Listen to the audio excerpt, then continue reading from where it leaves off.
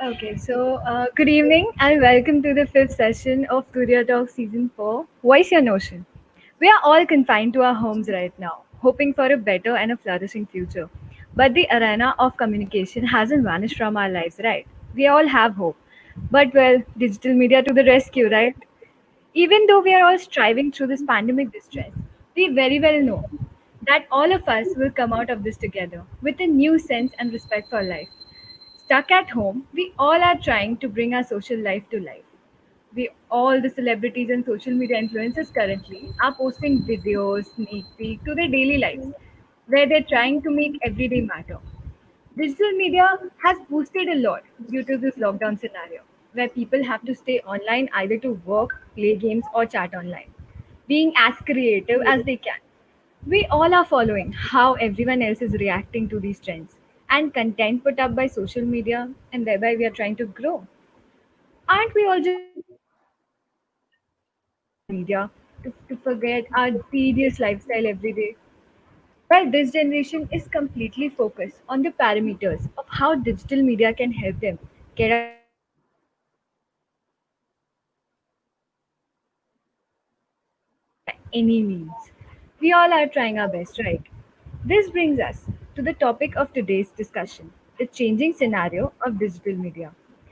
And today we have with us Miss Deena Pinto. She is the stylish mastermind behind her blog, Skinny Girl Diaries. She's also an investment banker. Go, she had been an investment banker in Goldman Sachs. Turned full time and then she turned to full time lifestyle blogger based out of Bangalore. She has been in this industry for about 4 years now and worked with some leading brands in the country. From having been one of the first to host brunches in the city and get featured on the New York Times, she wears many hats that of a producer, director, editor, content writer, photographer, videographer, PR, and the whole gamut of what it takes to be a lifestyle influencer. She also began by documentary her personal lifestyle journey, and today it has evolved so much more.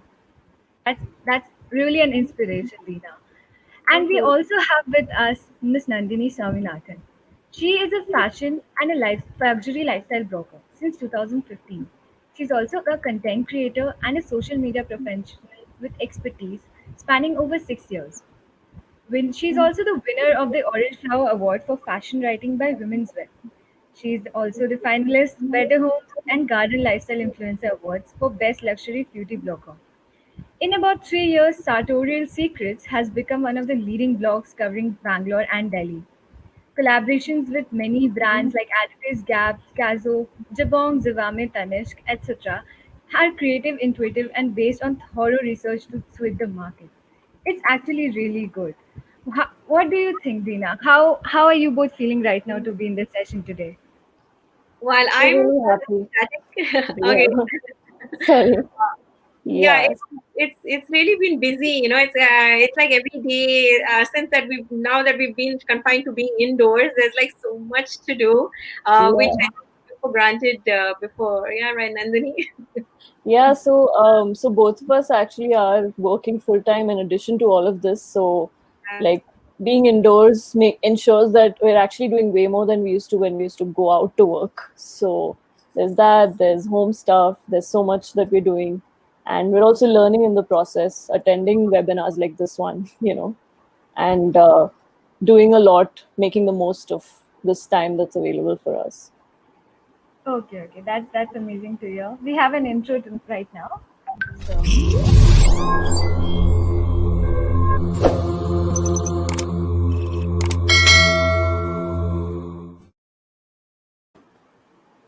Okay. Hi. We have two of the most wonderful social media influencers on the discussion tonight. And so, highlighting their success, people would really love to know what made you both be guilt enough to become a social media influencer? How do you think, as a person, you are affecting the lifestyles of the people watching and following you? Let's start with Dina. What do you think about it? To be honest, I never knew that it is going to go full fledged as to how it has gone, because I actually thought I'll just invest a little bit of time, see how it goes, because everybody was like, Dina, where do I shop? Where do I eat? What do I do? How do I kind of dress up? And from being a travel guide to sort of like a personal stylist, it's evolved quite a lot. Working with some extremely wonderful brands, it's been quite a journey. I'd say to people who are looking forward to coming into this business, I think one, you have to be really invested in what you're doing. You have to stay focused. But above all, I think it's about being grounded and just being yourself, authentic self. And the rest, as they say, is history. It just goes with the flow. So, yeah. Yeah. Yeah. So what about you, Nandini? What do you think? So I actually have always been the go-to person for my friends when it comes to fashion advice, when it comes to what is the best thing to do right now in town and things like that. And I decided to take that one step further by starting Sartorial Secrets in 2015.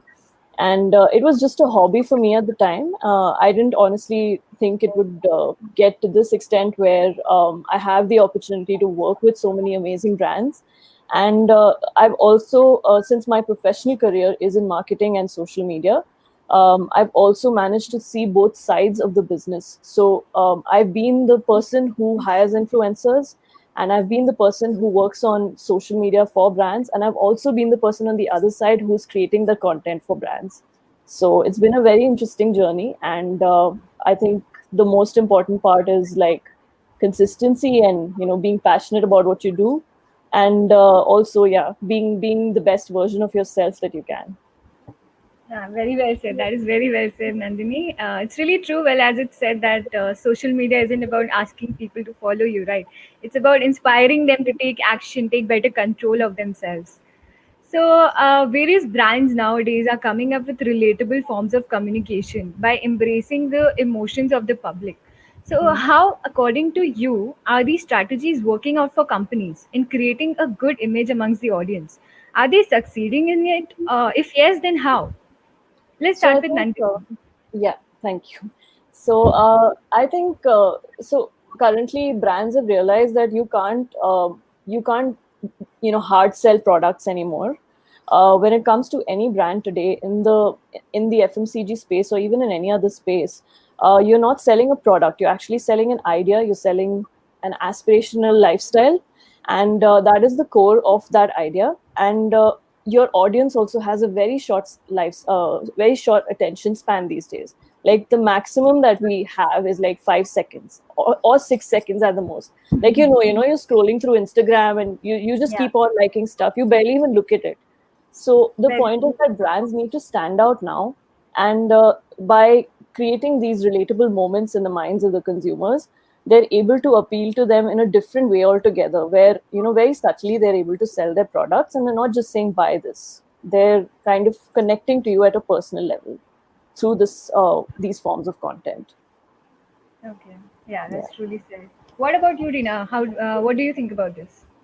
Well, as in continuation with Nandini, it is true. I think the brands as such have realized the fact that the customers are always evolving. They're always looking for something new. It's like 1 second they see an ad and they're like, "Oh, I want that," and the next second you see another competitor pushing out another ad, and they're like, they're quite confused. But I think at the end of the day, the customer knows what they want, so they have now shifted their focus instead of more into the media ads. They've shifted more onto influencers. Because we are one step away from the reality, or we touch base with the followers on a daily basis. So I think it's kind of evolving in that manner, where there is a one-on-one aspect. And I think the Mm. more micro influencers that are available, rather than hitting out to the big celebs out there, paying huge endorsements, it becomes Mm. easy with someone like me or Nandini, wherein we're quite in touch and in tune, because we ourselves are also buyers or consumers at the end of the Yeah. day. We push the quality of the content based on what the consumer is looking for. So yeah. Yeah. Yeah, very well said. That is very well said. Everyone actually wants to know what the product and the brand is all about. It's all about the connection. Once you make a Yeah. connection with the brand, it's obvious you'll be buying that product only. Exactly. Yeah. Exactly. And it's also about making the product appealing, in the sense, it's not just you're posing with a product. It's like you're actually showing your audience what you can do with it, different ways, Yeah. like even the lipsticks that we're wearing, for example. Yeah. It's you do this short little tutorial about how you can make it last longer, or like when you're wearing a mask, then how do you, which kind of lipstick doesn't leave a mark on your mask, things like that. Like, you come up with content which is very, very, in the moment, and very relevant to Yeah. what people are actually going through at that And time. relatable, and relatable. Yeah. Relatable, yes, relatable is the key.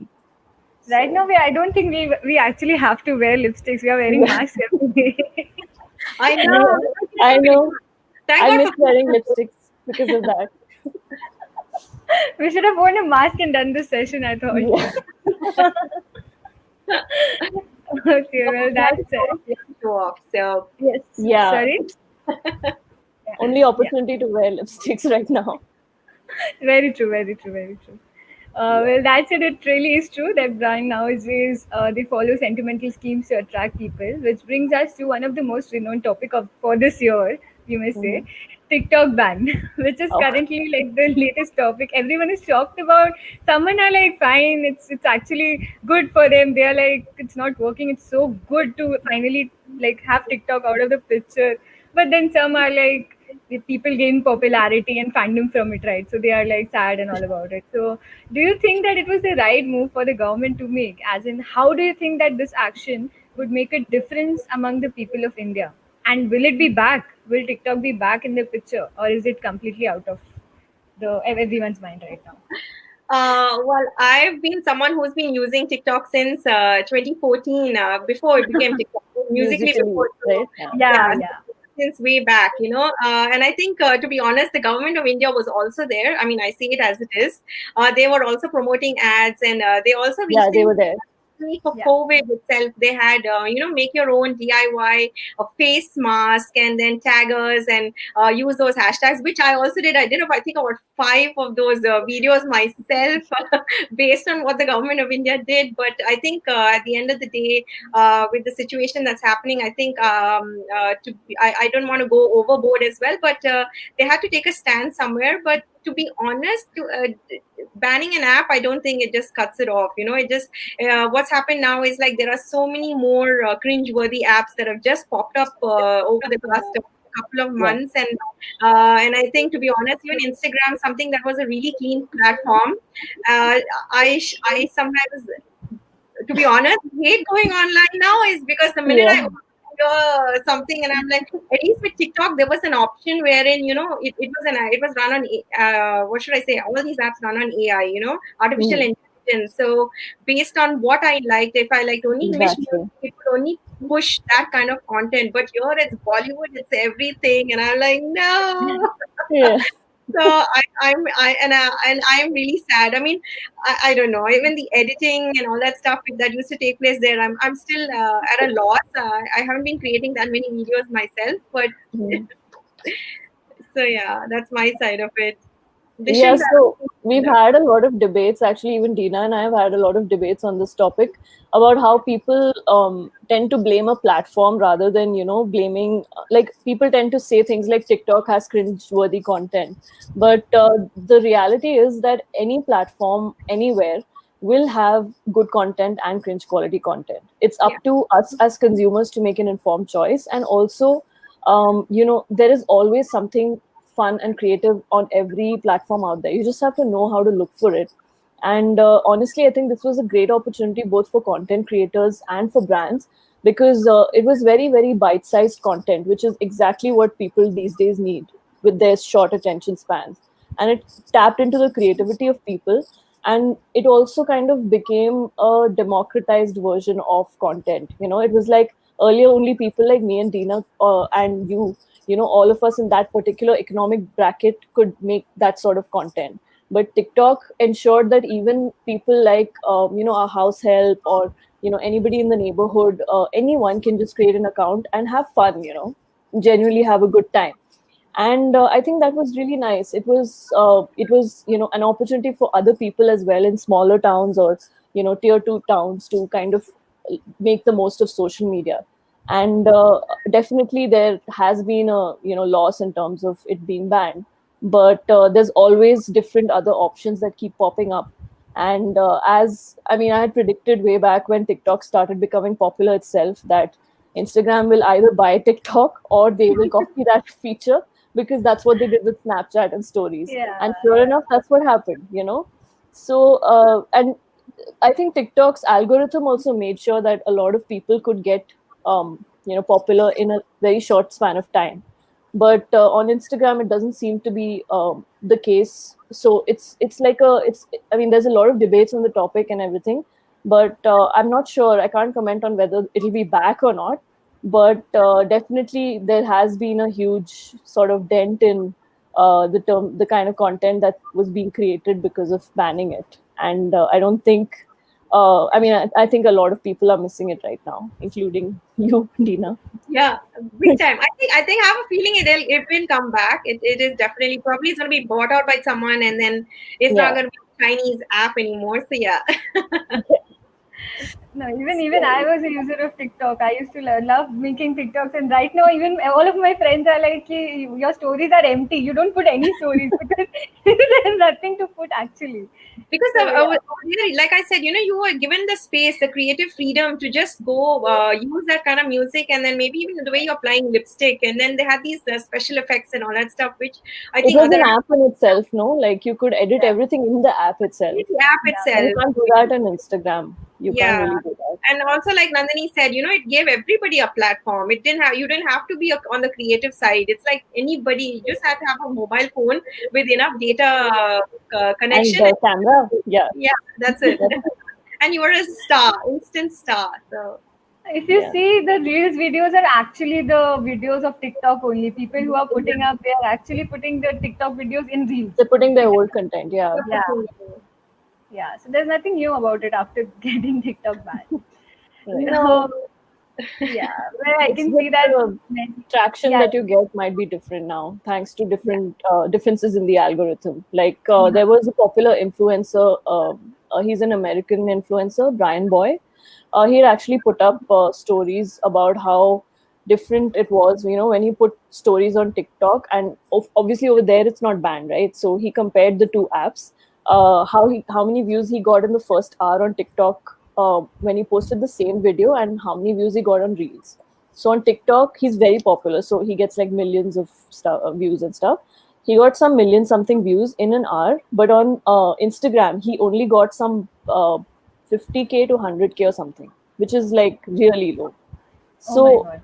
yeah, so there's definitely differences in the app. It's not just about taking that feature. It's also about adding all the other stuff that made the app special, like the editing or the algorithm. Yeah. So yeah. So very nicely said. So I can see that many of the viewers are currently joining in. For Okay. those who just joined, we are discussing about the changing scenario of digital media with Deena Pinto and Nandini Swaminathan.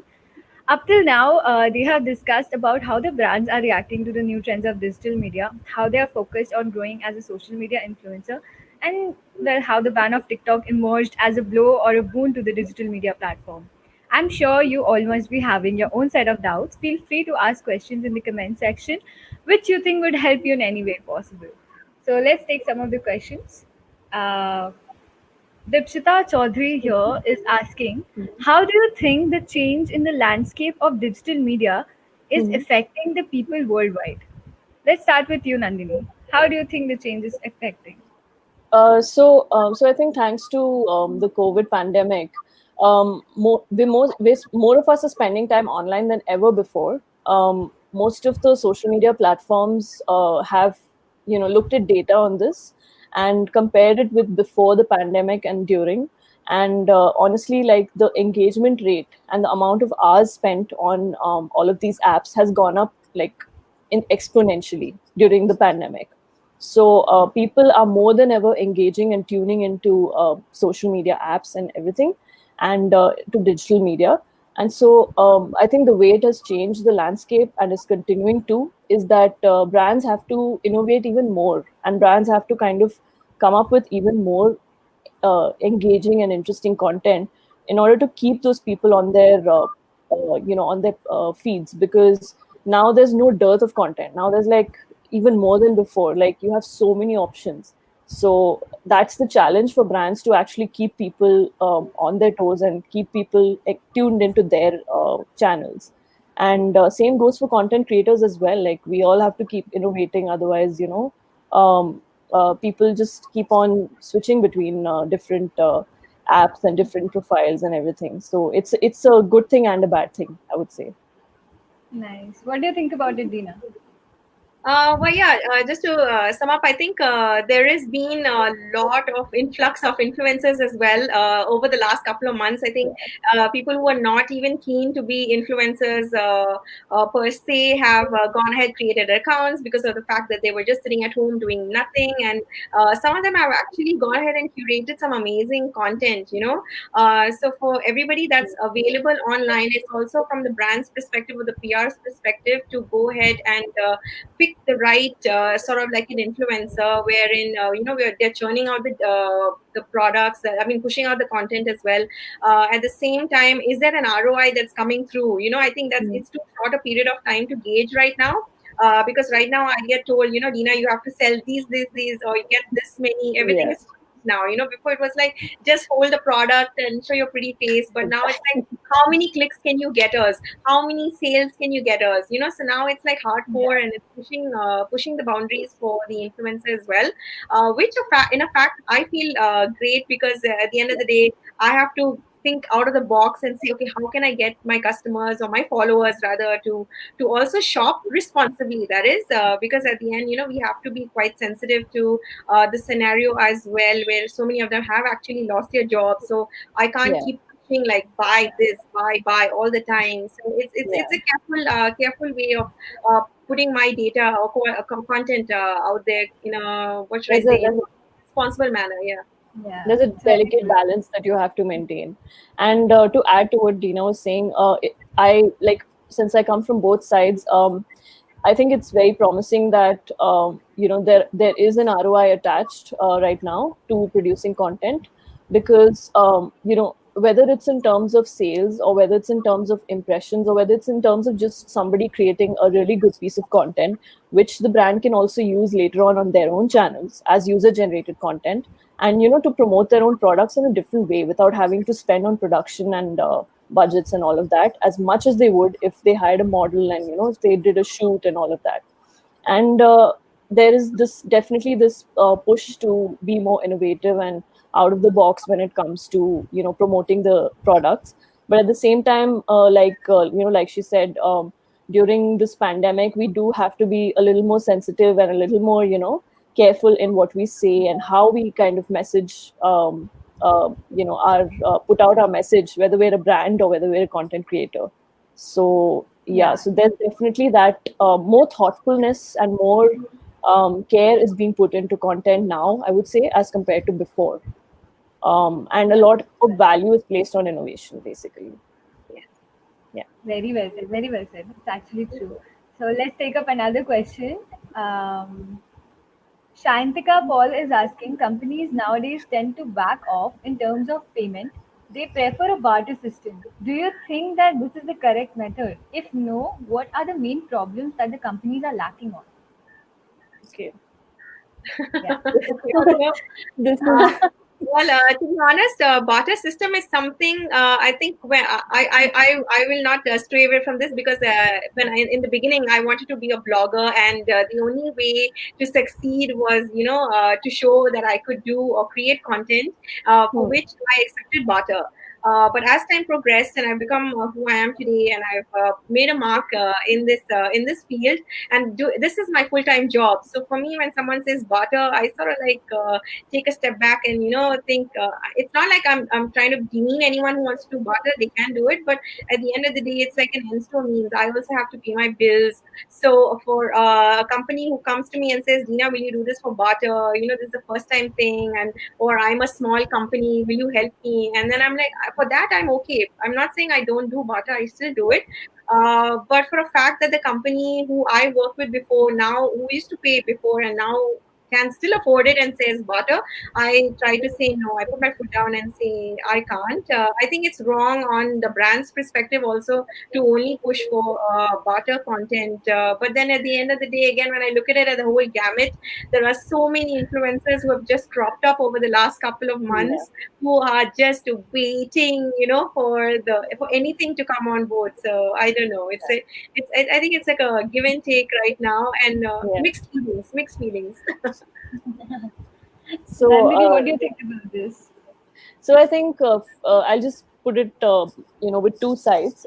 So from the influencer perspective, just like what Dina said, when I was coming up as a blogger, initially I did used to do barter collaborations, but even over there, there is a certain, there's a certain sort of balance that you have to figure out where both the brand and the influencer need to get some sort of value, right? If it's not a monetary value, then you figure out something where the barter that they give you would be of a significant amount depending on what the brand's products average selling point is.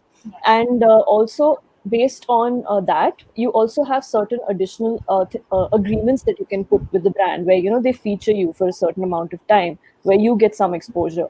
But while all that is good initially when you're growing as a blogger, after a point of time when you're established, as your content gets more professional and more complex to create, I think there definitely needs to be a budget set aside by brands to content creators, because it's like this: if you're willing to spend a little bit, you can actually get a lot more quality, rather than going for people who may not charge you, but their content may not honestly have an impact for you as a brand. So there's that. So from the influencer side, this is what I think. But from the brand side, definitely there are some startups and some smaller companies that may have to cut back a little on budgets. But again, I feel it's about building a relationship with the influencer at the end. Like, even if they cannot pay when they've just started out, it's better not to say things like, help us out and all of that. I think they need to kind of figure out what they can do with the influencer in the long run.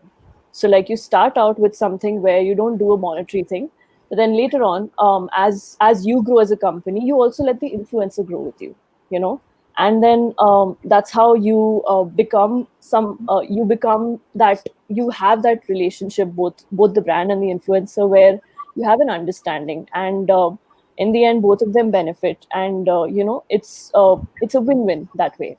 So it should not be looked at as simply some transactional sort of a thing, in my opinion. Like, it should be a long-term relationship, and it should have value for both parties involved. Yeah, very well said. I hope this answers your question, Shantika.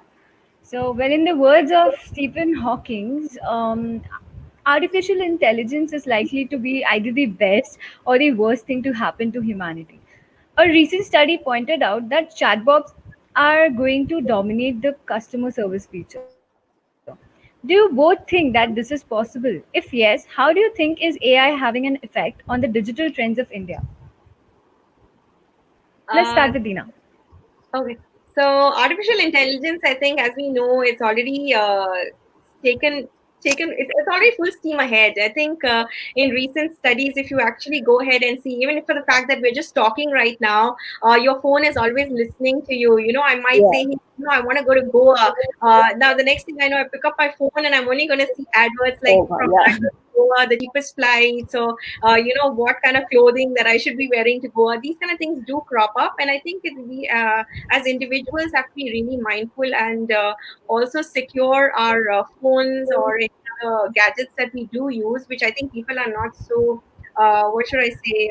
They're not so knowledgeable right now. I mean, I think everything is just being taken as it goes, and they're taken advantage of at times. For a fact that I might be thinking something, I would have said something, and Google and all these other intelligent forces out there, they're always listening. So we have to be Yeah. really, really careful how the content also is pushed out for a fact. For example, when you see artificial intelligence with regards to chats as well, when I want to log into someone, I think if you have the essential questions, like maybe I want to be addressed by Ola, or maybe I have a flaw with the payment system on Amazon, I think it's quite easy if I get the easiest questions, like we don't need manual intervention to come up and help me out and guide me. But I think the more personal touch has to always be there, irrespective of artificial intelligence being there on the chat. I would require an actual human being to chat with me and tell me that it's okay, my payment has gone through, and vice versa. So I think it's a balance. We'll see how it goes. As of now, I think it's a mix of both. And some of the companies, even like for a fact that I've been working with a lot of these tech startups as well. So I personally have seen how bank like HDFC also had these automated chats, just to answer your few easy questions. Technical type questions. Type, and Technical type. yeah, when if it's not time bound as a fact, because humans can't be sitting at a call center 24/7, so that way it's quite helpful. But the con, I think, is the fact that you still want that human touch to take place. So yeah. What do you think about this, Nandini? So I think in terms of the way marketing stands right now, there's a lot of new innovations that keep on coming up, and AI and chatbots is another one. But the point is that so these innovations come up so fast that every brand thinks that they're going to get left behind unless they immediately adopt it, right? So whether it's features on social media, like Reels is now there on Instagram. So every brand is like scrambling to create content on Reels because that's the new thing, right? Yeah. Same way, like chatbots is a new way to go for customer service. So people are scrambling to get that done. But the point is that unless everything else on the back end is also, is in terms of logistics, in terms of customer service, in terms of every possible department that is connected to that whole process, unless that is already sorted out, unless that is already smoothly running, having a chatbot will not really help. It might even lead to the customer being more frustrated.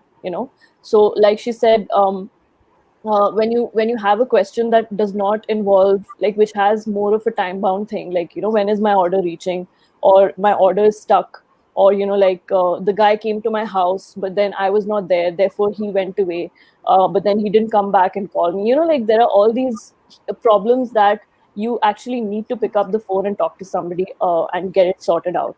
So Exactly. I think the key is to utilize these channels in the right way and know where to use them and when to use them and when not to use them. Because if you just blindly implement whatever is new without considering your actual business and how your operations are centered, and also by using customization, basically making the experience custom for each person that comes to your business, then it really, it's just like adding one more feature to like what you're doing. So I think the key is to like be mindful and to balance and to know where to use what. Very true. That is very true. Like I have ordered from this website Peachy Mode or something. Until Okay. now, it's not come. I've been constantly calling them. Like I'm trying to call them, no one's picking up. And when they're using the chatbots and everything, and they are like, "Okay, it'll reach due to this pandemic situation." It's been like a month and it still hasn't reached. So this is really frustrating, I might say. Yeah, and then the same answer keeps coming up. Like, you ask where's my order, and the same thing shows up, and then you're like, Yeah. no, but what happened after that?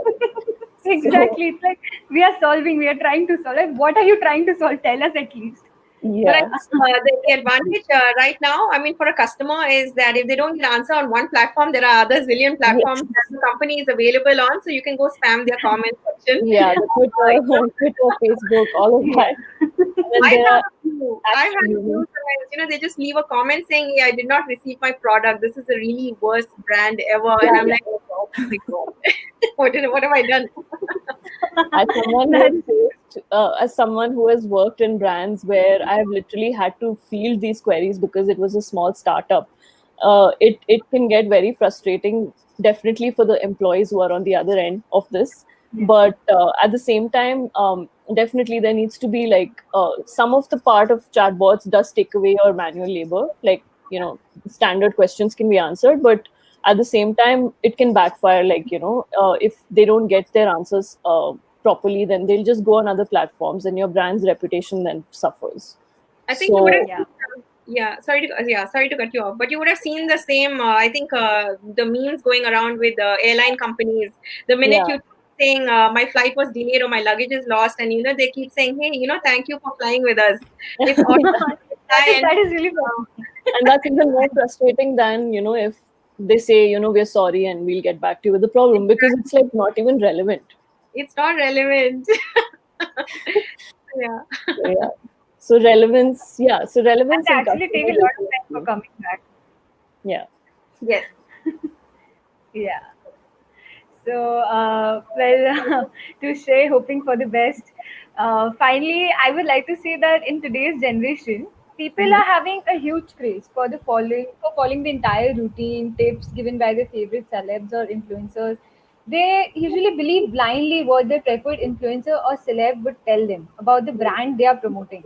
So, Hmm. according to you, do you think that your influencer marketing right now has grown to a higher peak than any other forms of digital media marketing?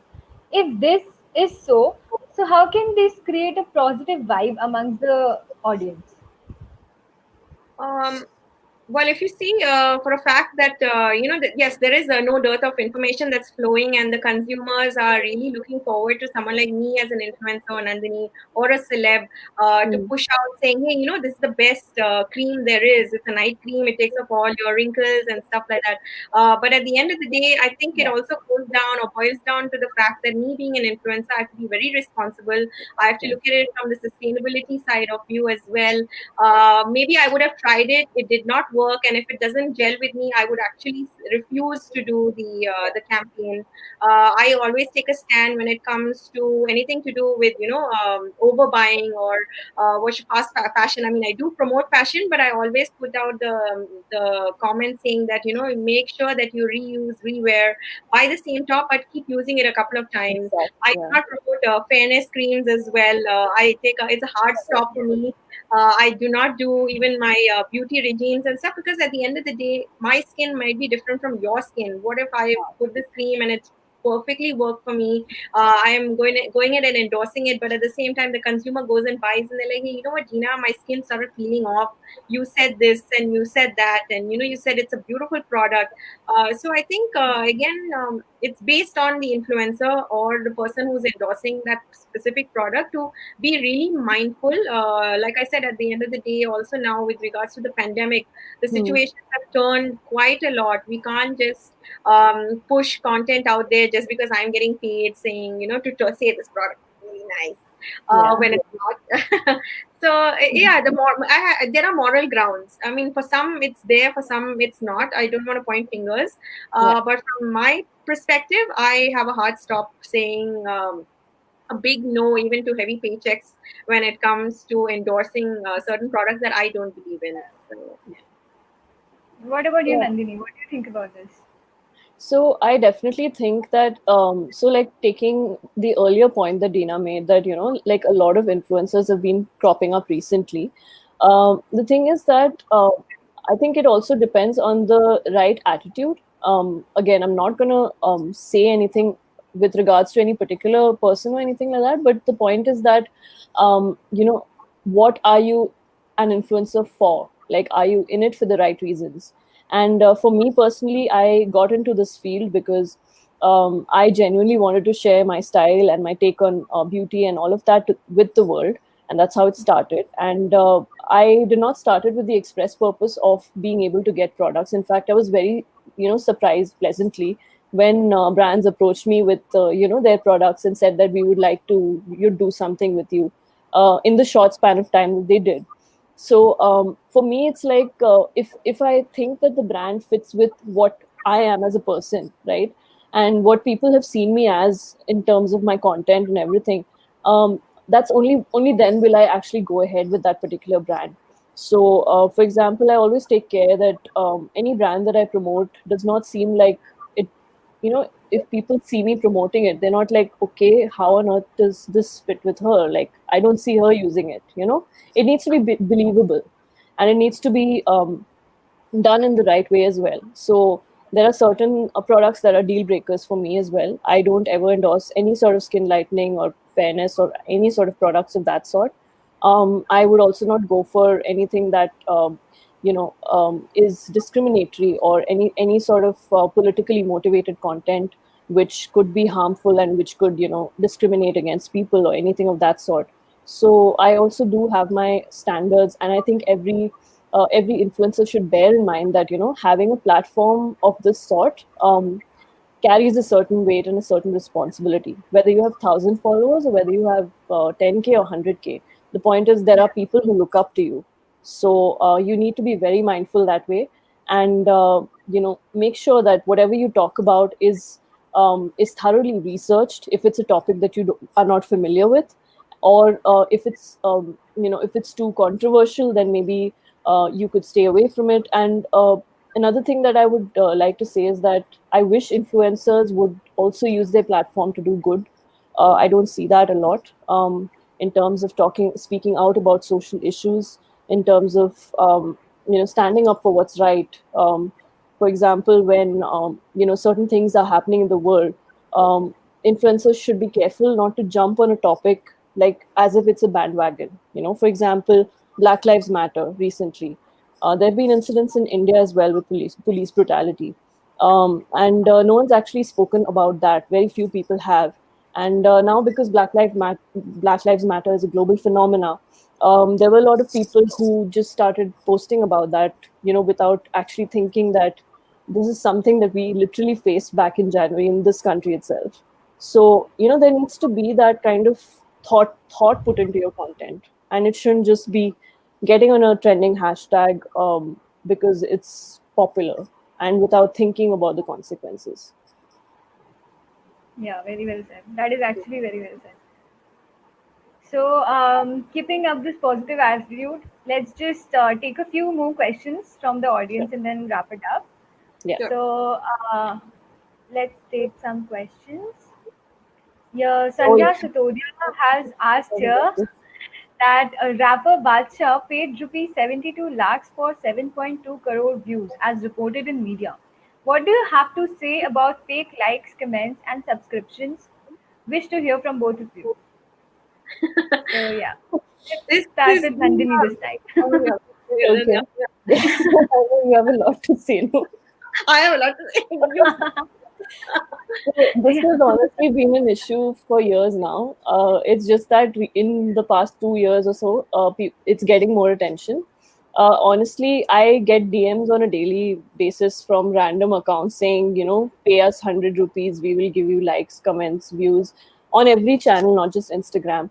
And the thing is that a lot of brands also fall prey to this a whole numbers game, and it's a little unfortunate because as a marketer myself, like we have to allocate budgets and we have to be mindful of who we hire as influencers. First of all, they need to be a fit with the brand. It's not like somebody has 200K followers but they totally do not look like they would align with your brand. But then you Yeah. take them only for that number, thinking that your message will be broadcast to that many people. But if it's the wrong audience, or if it's not even an audience, it's just bots, then your marketing dollars are being spent in the void basically. So that way I think brands don't realize this. They're gradually beginning to. Some of them are using different kinds of tools that are available, to judge the engagement or to judge someone's following or to see how long they've been on the platform and all of that. But it's definitely a very problematic thing that's been going on for a long time now. Like almost every other day, there are people who end up succumbing to this, and it's a very chicken and egg situation, because if you don't if you don't do this, then you don't honestly get that many collabs, and if you do this, then on the brand side, if the brand gets affected, because basically they're spending on nothing. So like personally, uh, I have been stuck at the similar number of followers for a while now, because I honestly have not succumbed to this whole notion of buying and all of that. And the Instagram algorithm has also been changing quite a bit. I've done things like I've tried to boost my posts, by paying Instagram itself and running ads on my posts. But honestly, that's not helped either. But then after a point, I realized that my content speaks for itself, and having large numbers is not the reason why I came into this to begin with. And I'm quite confident that I can offer value to a brand, even if I can't offer millions of views or millions of followers and so on. And that has actually paid off for me, because then I'm only getting quality collaborations, even if they're less frequent and even if they're few in number. But it's like quality over quantity. So Yeah. I think that way it's working out for me. True that. Dina, what are you so do you say about this now? Well, I've been posting about this since I think since quite some time. I think people who follow me Few know my. years only, yeah. I keep posting this, and I also posted about this recent incident, and waiting for Instagram to actually, take some action. But fingers crossed, and I've been keeping everything crossed for the last number of years. But so far, nothing. I mean, they do a cleanup once a while. No, but Uh, honestly, Dina, someone was actually arrested recently for yes, this. someone I was was quite arrested. shocked. I So was hope, happy and shocked that yeah. they're finally taking it seriously.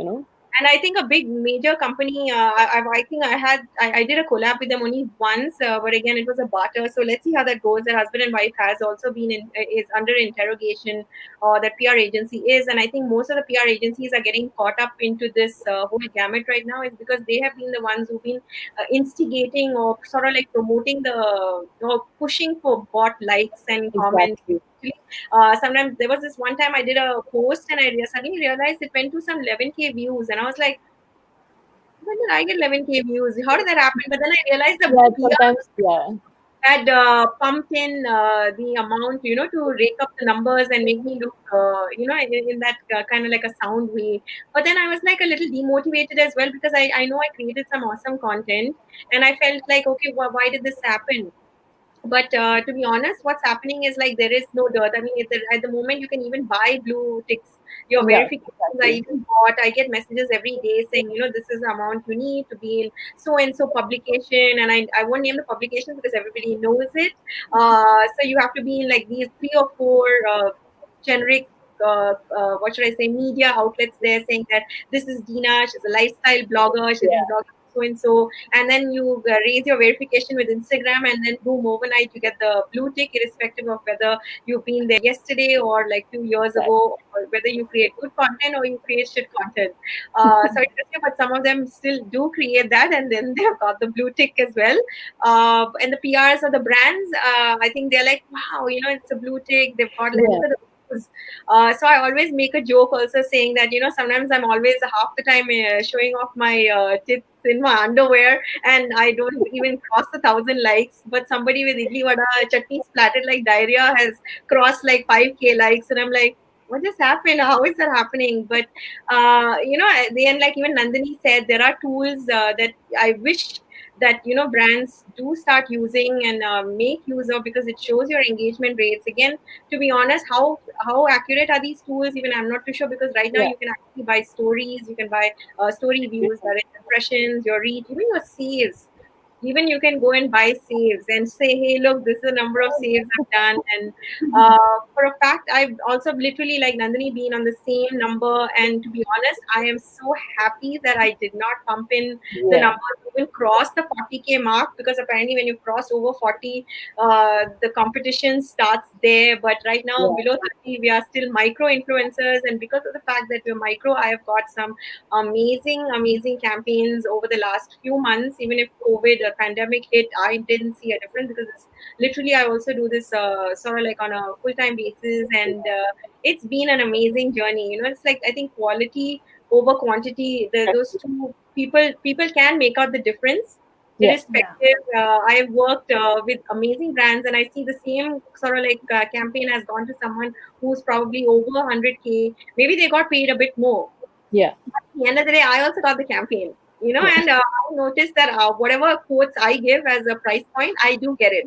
So it's Hmm. not like there's a lot of bargaining happening, and stuff like that. There's a lot of respect in the industry as well, and I think, yeah, it's a win. I mean, it's two-way street. So hopefully, fingers Yeah, crossed. As I said, that the government and the platforms, as a fact, they do step in and maybe put a hard stop to all this fake following and stuff, because I know a lot of young girls and boys actually look up to those numbers. They see the number of hearts that you get, the likes that you get, Yeah.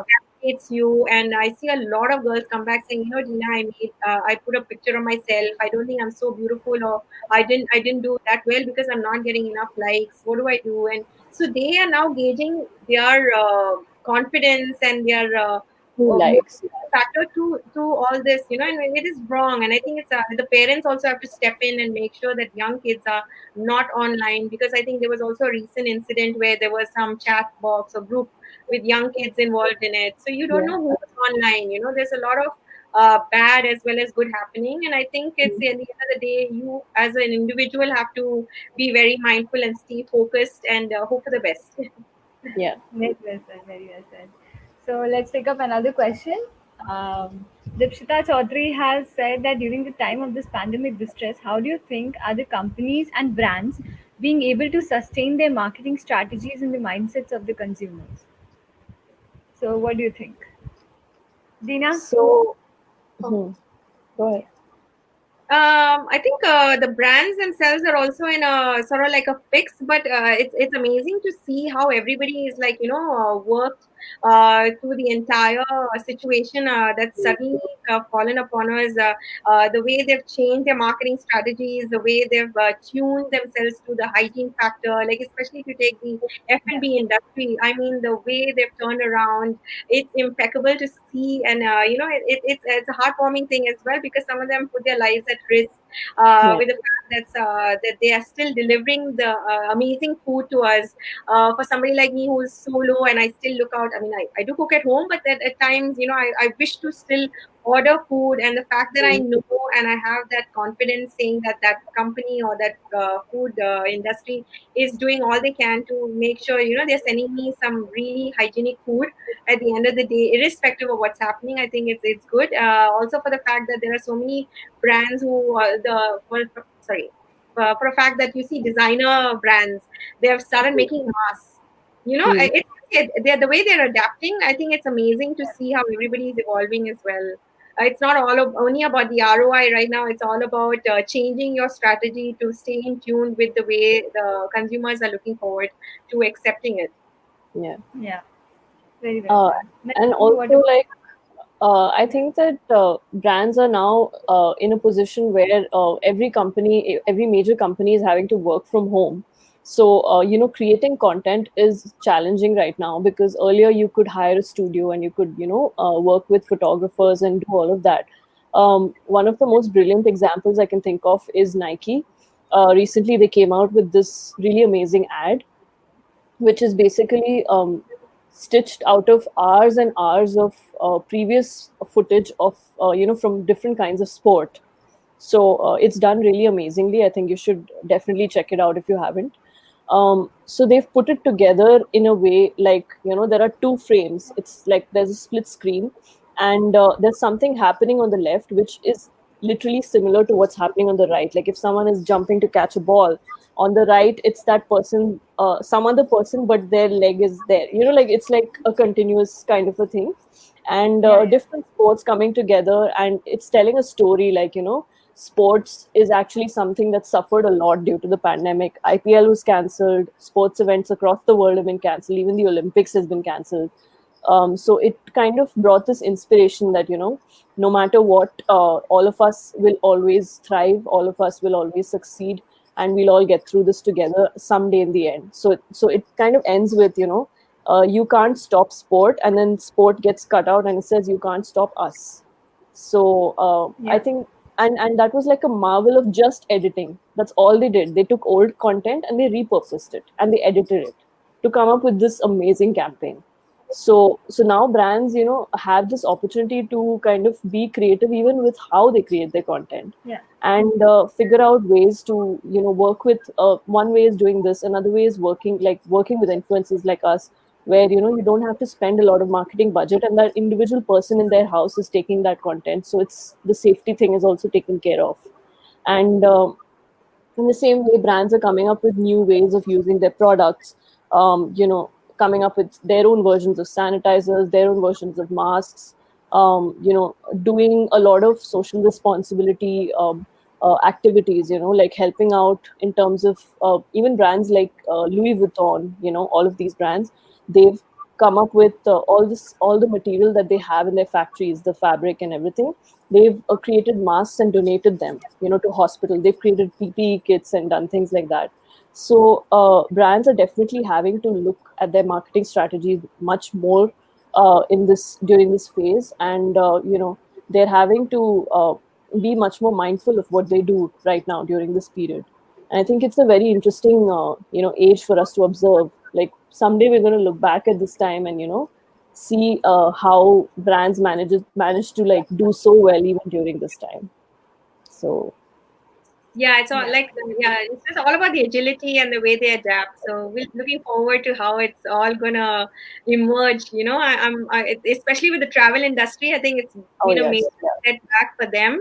But to see how some of them are evolving and changing the entire landscape of it, and saying, you still can come stay over. There's a lot yeah, of hygiene and a lot of precautions have been taken so that they don't, and they also the way they've placed the way they placed the tables or the setting so that everybody is safe even in a restaurant and yeah, even in a store. I think when you go on you want to shop right now, there's a lot of care taken even with the clothes, which wasn't there before. I mean, for someone yeah. like me who has OCD, I'm really excited because I know everything is clean and I don't have to get too worked up as well. So yeah, And they always test your temperature at the entrance, and that's like become standard now, the that's it. no Yeah, contact thermometer and everything. So like the key is that we'll always survive, like no matter what, as humans. This is definitely something no one was prepared for, but in the end, like we'll just figure out Yeah. another way to get around it. And as Indians, as you know, like we always do jugaad and we always find a way. I So, like that word. Very you know, well said. Very so well said. yeah, so that way, Yeah. I think that way I think the industry will do its best to like stay afloat and figure things out in the best way possible. Yeah, Very well said. So, as Frank Herbert already said, that there is no real ending, it's just the place where you stop the story, right? yeah, So, I would like to end this session on a knowledgeable note, saying that the digital marketing scenario in recent times are on a balance. Since most people are usually following the digital media for trends, content, and even news, digital media might change and thereby it might have a bright future ahead. So, hereby we are signing off, hoping that you all enjoyed as well as learned a lot from this session. I would like to thank you, Dina and Nandini, for taking time off your busy thanks. schedule and Thank being you. a part of this session on the topic of changing scenario digital media. In Turiya Talks, we always have tried to open up various aspects about the present scenario in the global economic spectrum. And today, we were blessed to have Ms. Dina Pinto and Ms. Nandini Swaminathan. Do let us know how did you like this session and what new topics would you love for us to talk about. We also have a surprise for you, so let's just watch it. Hi guys, this is Shivali. I'm a fashion and travel influencer classified, but it's time to voice your notion and ask me whatever questions you have for me because I'm coming live this 13th of August 2020 at 6:30 p.m. on Turiya Talks with Sandhya Sutodia. So this webinar is going to be very exciting because we are covering the topics like the shoots, the travel, how I'm dealing with this COVID-19 situations, and all the questions you have in your mind. So do subscribe their YouTube channel for their live sessions because they are conducting the continuous live sessions. And also don't forget to tune in on 13th of August 2020 at 6:30 p.m. their YouTube channel. I'm putting a link over here so that we can chat and you can ask any number of questions to me regarding the blogging, regarding the travel and everything. So till then, stay productive and spread positivity. Bye.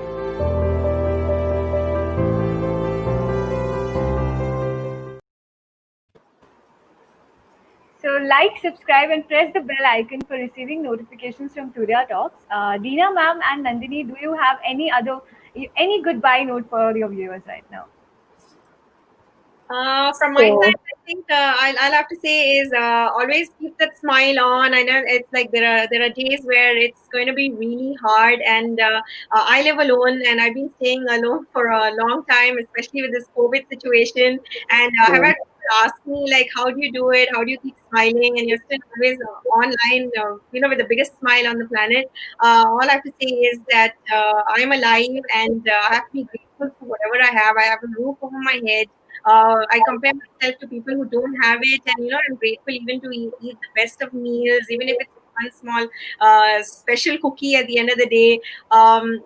Just stay positive, stay motivated, do what you love, and I think the rest, as I say, it just goes with the flow, and the universe will bless you all the more. So yeah, Nandini, you have That's a something to say? wonderful thought, Dina.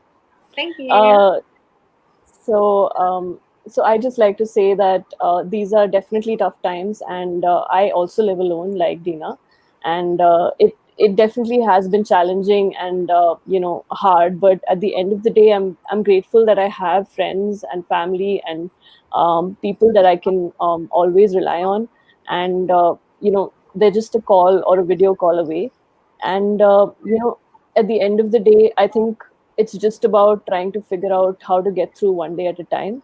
And it's okay to feel low. It's human. We're going through a global pandemic. No one has ever Yeah, gone through this in their lives before. yeah, very true. So yeah, so it's normal to not be productive. And I feel that if you aren't feeling like that, then it's perfectly fine to take some time off.